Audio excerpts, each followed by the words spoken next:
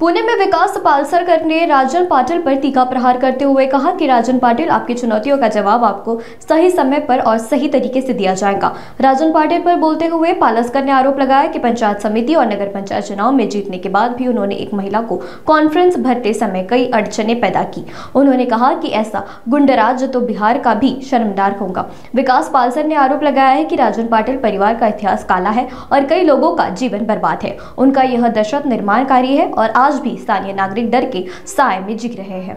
अहो, ज्यांची आनगरकर हे सामान्य लोक आहेत त्या भागामधले, मोहोळ मधले एक नगरपंचायतीवरती कुठंतरी निवडून आले, एका स्त्रीला बिचारीला नगर परिषदेचा फॉर्म भरून देताना तिला अनेक अडचणी केली। हे गुंडाराज बिहारला सुद्धा लाजवेल अशा पद्धतीचं हे राजन पाटलांच्या पोरांनी, त्यांना असं वाटतं की ते म्हणजे काहीतरी वेगळं। अरे, तुम्ही ज्या अजित पवारांच्या पायापाशी तुम्हाला बसण्याची सुद्धा तुमची लायकी नसताना तुम्ही अशा पद्धतीनं त्यांना आव्हान करता। अरे, एका माणसाची पूर्ण महाराष्ट्रभर एक वेगळी ताकद आहे आणि पवार कुटुंब आणि अजित दादा यांनी कधी राजकारण करत असताना अशा गुन्हेगारी पार्श्वभूमीच्या अशा पद्धतीचं आव्हान कधी कुणाला दिलेलं नाहीये। किंवा छोट्यापासून आज बारामतीचा कुठलाही सर्वसामान्य माणूस असू दे, महाराष्ट्रातला असू दे, त्यांना अशा पद्धतीच्या चुकीच्या गोष्टींना त्यांनी कधी खतपाणी घातलेलं नाहीये। तुमचा इतिहास काय आहे? तुमचा काळा इतिहास आहे, कुट्ट इतिहास आहे। तुम्ही लोकांना संपवलेला आहे, कुटुंबाच्या कुटुंब संपवलेली आहे आणि तुम्ही अनगरमध्ये एक वेगळी दहशत निर्माण करता। म्हातारी मिली तर एका दिवसात जाळून यावं, पण काळ सुकू नये। तिथली लोक दहशतीच्या छायाखाली आहेत आणि तुम्ही अजितदादांना चॅलेंज करता। अरे, महाराष्ट्रामध्ये अनेक नगर परिषदा आहेत, नगर पंचायत आहेत, जिल्हा परिषद आहेत, नगरसेवक आहेत, आमदार आहेत।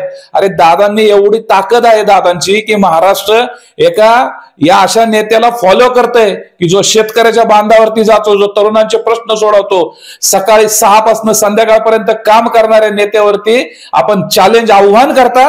तुमच्या आव्हानाला योग्य वेळी योग्य उत्तर दिलं जाईल आणि या तुमच्या ज्या वर आलेल्या ज्या मान आहेत ना, तुमच्या अंगामध्ये जे मस्ती आणि दस्ती दाखवता ना तुम्ही, की किमान आपण राजन पाटील साहेबांना मी हे सांगतो की आपण आपल्या वयाच्या प्रमाणे किमान आपल्या मुलांना शिकवा की आपण समाजामध्ये कसं वावरलं पाहिजे। सत्तेचा माज आणि त्याचा कालच्या निवडणुकीचा आनंद व्यक्त करत असताना तुम्ही जो माज दाखवलेला आहे तो तुम्हाला योग्य वेळी लोक तुम्हाला तुमचा माज उतरवल्याशिवाय राहणार नाही। आणि एका अबला स्त्रीला तुम्ही अशा पद्धतीने हॅरॅसमेंट करता। महाराष्ट्रातील माझ्या माता भगिनींना मी या निमित्ताने आवाहन करतो की आम्ही उज्ज्वला तिथे यांच्या पाठीमागे खंबीरपणे उभे आहोत। तुम्ही सुद्धा उभं राहिलं पाहिजे।